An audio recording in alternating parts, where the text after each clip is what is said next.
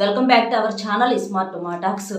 ఈ 29వ తారీఖున అమావాస్య రాబోతుందని అందరికీ తెలిసిందే. ఆ రోజున మీరు బిర్యానీ ఆకుతోటి గనక ఈ చిన్న పరిహారం గనక చేసినట్లయితే మీరు ఇష్టపడేవారు, లేకపోతే మీరు కోరుకున్న వ్యక్తి, మీరు ప్రాణానికి ప్రాణంగా ప్రేమించినటువంటి వ్యక్తి, కొంతమంది వన్ సైడ్ లవ్ చేస్తూ ఉంటారు, కొంతమంది ఇటు సైడ్ నుంచి ఎంత ప్రేమ చూపిస్తున్నా అటు సైడ్ ఏంటంటే పూర్తిగా నెగ్లెక్ట్గా ఉంటారు. అలాంటి మొండి మనుషుల్ని మాకు వాళ్లే కావాలని చెప్పేసేసి మీరు ఎవరినైతే కోరుకుంటారో అలాంటి వారిని దారికి తీసుకొచ్చుకోవడానికి అమావాస్య రోజున ఈ బిర్యానీ ఆకుతో చేసేటటువంటి పరిహారం అనేది తిరుగులేని రిజల్ట్ అనేది ఇస్తుంది. అమావాస్య అంటే పరిహారాలకు పెట్టింది పేరు. విడి రోజుల్లో మనం ఎన్ని పరిహారాలు చేసినా అది ఒక్కొక్కటి మన గ్రహస్థితిని బట్టి ఒక్కొక్కసారి తొందరగా రిజల్ట్ వచ్చింది, ఒక్కొక్కసారి రాదు. కానీ ఈ అమావాస్య రోజున చేసేటటువంటి పరిహారాలకి ఏదైనా సరే అద్భుతమైనటువంటి రిజల్ట్ అనేది వచ్చింది. ఎందుకు అనంటే ఇప్పుడు ఈ అమావాస్య అనేది గ్రహణంతో కూడుకొని వస్తుందన్నమాట. కాబట్టి మనకి ఆ శక్తులు అనేవి ఇంకా చాలా ఎక్కువగా ఉంటాయి. అంటే మనలో ఉన్నటువంటి చెడును మొత్తాన్ని కూడా గ్రహించేసి మనకు మంచిని ఇవ్వటానికి ఈ పరిహారం అనేది చాలా పవర్ఫుల్గా పనిచేసిద్ది అనమాట. ఒక్కొక్కసారి అంటే మన జాతకంలో ఉన్నటువంటి గ్రహాల్లో దోషాలను సరిచేయటానికి ఇది చాలా అద్భుతంగా రిజల్ట్ అనేది ఇచ్చిద్ది. దీనికి వచ్చేటప్పటికి ఖర్చు ఏముందండి చెప్పండి? రూపాయితో రూపాయి బిళ్ళ ఖర్చు లేదు. బిర్యానీ ఆకంటే ఎక్కడైనా మనకు చక్కగా దొరికిద్ది. అసలు ఒక రూపాయి పెట్టుకుంటే మనకు 10 ఆకులు దాకా వస్తాయి. దీనికి రూపాయితో రూపాయి బిళ్ళ ఖర్చు లేని పరిహారం అనమాట. అలా కానీ దీనికి వచ్చేటటువంటి రిజల్ట్ ఉందో చూసారా? మీరు చేసి చూడండి. ఒకసారి చేసి చూస్తే మీకే అర్థమైద్ది. మీరు కావాలని మళ్ళీ ఇంకోసారి కూడా చేసుకుంటారు. ఇది డబ్బు పరంగానైనా చేసుకోవచ్చు. ఇట్లా మనకేంటంటే ప్రకృతి ప్రసాదించినటువంటి ఒక దివ్యమైనటువంటి ఆకు అని అంటే ఇది బిర్యానీ ఆకు అనమాట. బిర్యానీ చెట్టు కూడా మనకి దేవతా వృక్షంతో సమానము. ఇది మనం తయారు చేసేది కాదు మన చేతితోటి, చెట్టు నుంచి వచ్చినటువంటి ఆకు కాబట్టి దీనికి ప్రకృతికి సంబంధించిన శక్తులు, అతీంద్రియ శక్తులు అనేవి చాలా ఎక్కువగా ఉంటాయి. ఇట్లా మీరు ఒక ఆకు తీసేసుకొని అమావాస్య రోజున ఉదయం కానీ సాయంత్రం సంధ్యా సమయంలో కానీ మీరు ఈ పరిహారం చేసుకున్నట్లయితే మీకు తిరుగులేని ఫలితం అనేది వచ్చింది. మనకి సూర్యగ్రహణంతో కూడుకొని వచ్చింది ఈ అమావాస్య. సూర్యగ్రహణంతో కూడుకొని అంటే మనకు ఉదయం మధ్యాహ్నం సమయంలో ఈ గ్రహణం అనేది మనకు కనిపించదు. సాయంత్రం సమయం నుంచి మనకు ఈ గ్రహణం అనేది కనిపించింది. అంటే 6:50 నుంచి సుమారు 10:50 ఆ టైం దాకా మనకి రాత్రి సమయంలో ఈ గ్రహణం అనేది ఉంటుంది. కాబట్టి దీనికి సంబంధించి మీకు ప్రత్యేకమైనటువంటి దోషాలు ఏమీ లేవు. అంటే తలస్నానాలు చేయాలి అదని ఇదని ఏమీ లేవు. కాకపోతే కొంచెం గర్భిణీ స్త్రీలు జాగ్రత్తగా ఉంటే సరిపోయింది. కానీ మిగిలిన వాళ్ళందరూ మామూలుగానే చేసేసుకోవచ్చు. మీరు అట్లా ఆ సాయంత్రం సమయంలో మీరు చేసుకోండి. పవర్ఫుల్ రిజల్ట్ అనేది వచ్చింది అనమాట. చక్కగా ఇది ఎలా చేయాలి ఏంటనేది మనం ఇప్పుడు క్లియర్గా చూసేద్దాం. దీనికి కొన్ని చిన్న చిన్న నియమాలు అయితే మీరు పాటించాలి. ఏంటి అనంటే తల స్నానం మాత్రం తప్పనిసరిగా చేయండి. అమావాస్య రోజున గ్రహణంతో కూడా మనకు కూడుకొని వచ్చింది కాబట్టి మనకు దోషాలు ఏమీ లేకపోయినా ఏదైనా చిన్న చితిక దోషం ఉన్నా కూడా మనకి ప్రవేశించకుండా ఉంటుంది. కాబట్టి తల స్నానం మాత్రం చేయండి. పరిహారం చేసేవాళ్ళు తప్పనిసరిగా తల స్నానం చేయండి. చేసేసి నలుపు రంగు బట్టలు మాత్రం ధరించకూడదు. ఆ రోజు నాన్ వెజ్ అనేది తినకూడదు.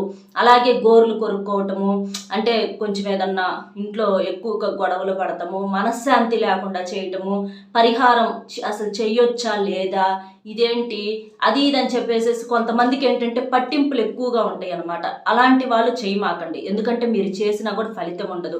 ఇప్పుడు మీకు వేలకు వేలు ఖర్చులు పెట్టి చేసే అయితే మీకు నమ్మకంగా ఉంటుంది. కానీ సింపుల్గా చేసుకోండి అమ్మా అంటే మీకు అంత నమ్మకం లేనప్పుడు చేయమాకండి. ఇప్పుడు వస్తే రిజల్ట్ వచ్చిద్ది, లేకపోతే పోయిద్ది. అంతకన్నా ఏమన్నా అయితే మనం దీనికి ఏమన్నా ఖర్చులు పెడతలేదు కదా. మనకిష్టమైతే ఎన్నైనా పాడు చేసుకుంటాము. కానీ ఎవరన్నా ఏదన్నా చెప్పింది మామూలుగా చేయటానికైనా రూపాయి బిళ్ళ ఖర్చు లేని దానికైనా కొంతమంది తెలివితేటలు ఎక్కువగా పెట్టేసేసి ఆలోచిస్తారనమాట. కాబట్టి ఇక్కడ నమ్మకం తప్ప మనం పెట్టేటటువంటి పెట్టుబడి లేదు. వస్తే వచ్చిద్ది, లేకపోతే లేదు. కానీ నమ్మకం ఉన్న వాళ్ళకి మాత్రం ఖచ్చితంగా ఫలితం అనేది వచ్చింది. ఎందుకంటే బిర్యానీ ఆకు చాలా శక్తివంతమైనది. బిర్యానీ ఆకుతో చాలా రకాలైనటువంటి పరిహారాలు మనం గతంలో కూడా చేసి ఉన్నాం అనమాట. అట్లా మీరు స్నానం చేసేసి ఏదైనా పసుపు కానీ ఆకుపచ్చ రంగు కానీ ఇట్లా ఎరుపు రంగు కానీ ఏవైనా బట్టలు మామూలుగా వేసేసుకోండి. నలుపు నీలి రంగు బ్లూ కలర్ ఉంటుంది కదా, అవి మాత్రం వద్దనమాట. మిగిలినవి ఏదైనా వేసేసుకోండి. అలా వేసుకున్న తర్వాత ఇక మీరు ప్రశాంతంగా కూర్చొని, అంటే వెనకమాల ఫోన్స్ లిఫ్ట్ చేస్తున్నారు అంటే ఏదైనా చేశారా లేదా పదే ఫోన్లు కల్లి చూసుకుంటూ ఉంటారు. అలా వద్దు. అలా కాకుండా మీరు మామూలుగా కూర్చోండి ప్రశాంతంగా. ఒక బిర్యానీ ఆకును తీసేసుకొని ఇక్కడ చూపించినట్లుగా మీరు ఎవరి కోసమైతే చేస్తున్నారో ఆ వ్యక్తి పేరును మనసులో తలుచుకొని బిర్యానీ ఆకు మీద రాయాలి.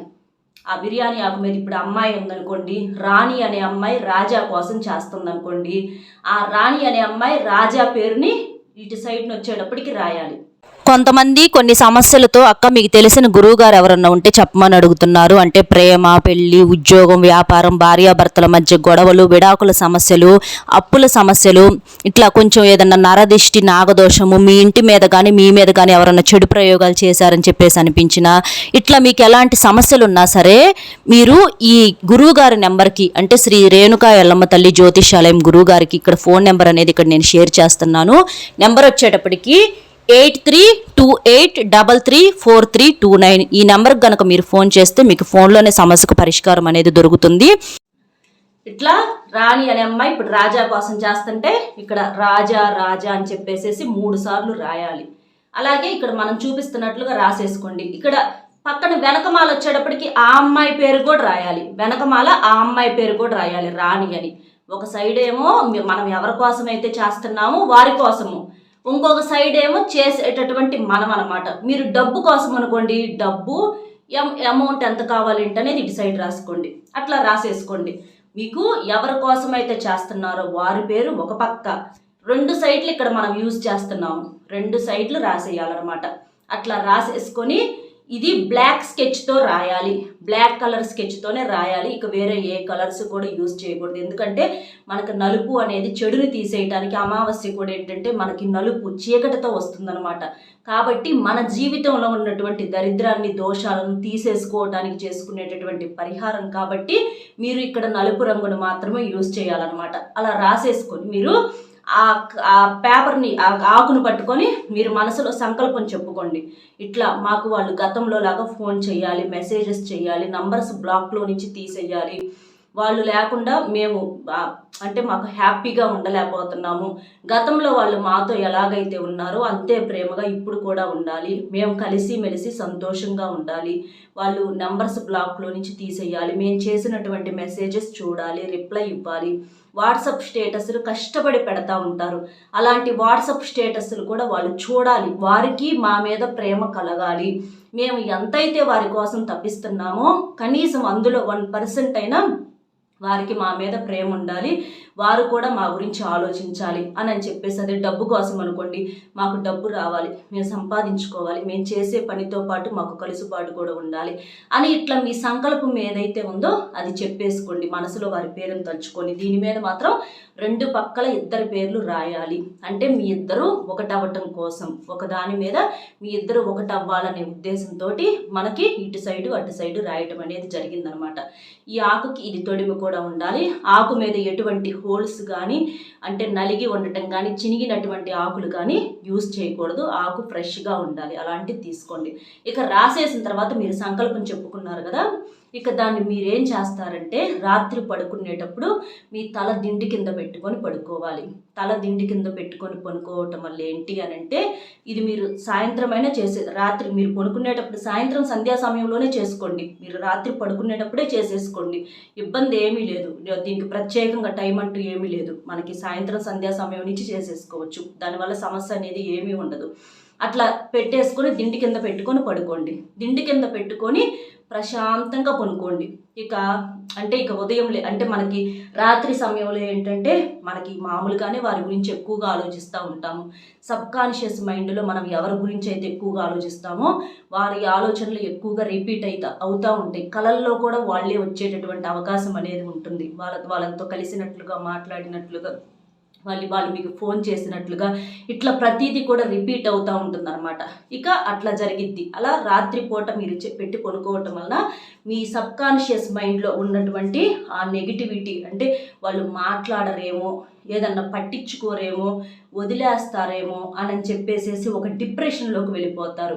ఆ యొక్క చెడును మొత్తాన్ని కూడా ఈ బిర్యానీ ఆకు మీరు దిండి కింద పెట్టుకొని పడుకున్నప్పుడు ఆ చెడును మొత్తాన్ని కూడా లాగేసిద్ది అనమాట. ఎందుకంటే ఇది ప్రకృతి ప్రసాదించిన వరం కాబట్టి అవి లాగేస్తాయి. కొన్నిటికి కొన్ని శక్తులు అనేవి ఉంటాయి. కాబట్టి ఆ చెడును మొత్తాన్ని కూడా లాగేసి మనకు అంతకు ముందల ప్రశాంతంగా నిద్ర కూడా పట్టదు. మీరు గమనించినట్లయితే ఆ రోజు ప్రశాంతమైనటువంటి నిద్ర కూడా పడుతుంది. ఇక అట్లా కొనుక్కొని ఉదయం లేచిన తర్వాత మీరేం చేస్తారంటే ఈ ఆకుని ఏదన్నా అంటే ఒక క్యాండిల్ లాంటిది కానీ లేదా అగ్గిపుల్లతో దీపం వెలిగించైనా సరే ఈ ఆకుని కాల్చేసేయండి. కాల్చేస్తే చక్కగా శుభ్రంగా మనకు బూడిదైపోయింది. ఆ బూడిదని ఏడన్నా పారే నీళ్ళల్లో కానీ లేకపోతే ఏదైనా చెట్టు మొదట్లో కానీ పోసేసేయండి. షింకులోనైనా వేసేసుకోవచ్చు, ఇబ్బంది అయితే ఏమీ లేదు. అట్లా చేయటం వలన ఈ అమావాస్య రోజున మీ పరంగా ఉన్నటువంటి ఆ దోషాలు మొత్తం కూడా పోయి అమావాస్య రోజున తిరుగులేని పరిహారం అనమాట. బిర్యానీ ఆకేలే అని చెప్పేసేసి అనుకోవద్దు. ఇది చాలా శక్తివంతమైనటువంటి రిజల్ట్ అనేది ఇచ్చింది. ఎంతోమంది చేసి రిజల్ట్ కూడా పొందిన వాళ్ళు ఉన్నారనమాట. ఆ చెడును కాల్చటం, ఇక్కడ మనం కాల్చటం కూడా చేశాం కాబట్టి ఆ సమస్య ఇక మనకు పోయినట్లే, ఆ సమస్య అనేది కాలిపోయినట్లే, ఇక మీ ఇద్దరు ఒకటి అయినట్లే. ఖచ్చితంగా వారి దగ్గర నుంచి మీకు ఫోన్ కానీ మెసేజెస్ కానీ 100% వస్తాయి. మీరు 100% కలుస్తారు. అందులో ఎటువంటి సందేహము లేదు. భార్యాభర్తలు కూడా చేసుకోవచ్చు అనమాట. చక్కగా ఇలా ఈ పరిహారం అనేది చేసేసుకోండి. ఇక మీకేంటంటే పదే పదే ఫోన్లు కల్లే చూడొద్దు, మీరు ఎక్కువగా మరీ దిగజారవద్దు. నేను ఫస్ట్ నుంచి ఇలాంటి చిన్న చిన్న టిప్స్ కూడా మీకు చెప్తున్నా. మరీ వెంటబడితే చులకనవుతారు తప్ప ఎటువంటి లాభం అనేది ఉండదు. ప్రేమ అనేది వెంటబడితే వచ్చేది కాదు. ఎవరు వెంటబడితే మనం అంతలా ప్రేమిస్తున్నాం వాళ్ళని, మనసులో నుంచి రావాలి. మనకెలా మనసులో నుంచి వచ్చిందో వారికి కూడా అలాగే ఉండాలన్నమాట. అట్లా రావాలి. అంతేకాని మీరు దిగజారిపోతే వారు చులకనగా చూస్తారు, కరువు పట్టిపోయి ఉన్నారు అనేటటువంటి ఫీలింగ్ కలగనివ్వమాకండి. అలా కలగనిచ్చారంటే వాళ్ళు ఇంకా దూరం పెట్టేటటువంటి అవకాశం అనేది ఉంటుంది. కాబట్టి మీరు కూడా కాస్తో కూస్తో బెట్టుగా ఉండటం వల్ల మీకు పరిహారంతో పాటుగా ఈ రిజల్ట్, ఈ మీరు చేసేటటువంటి పనికి కూడా రిజల్ట్ అనేది ఎక్కువగా ఉంటుంది.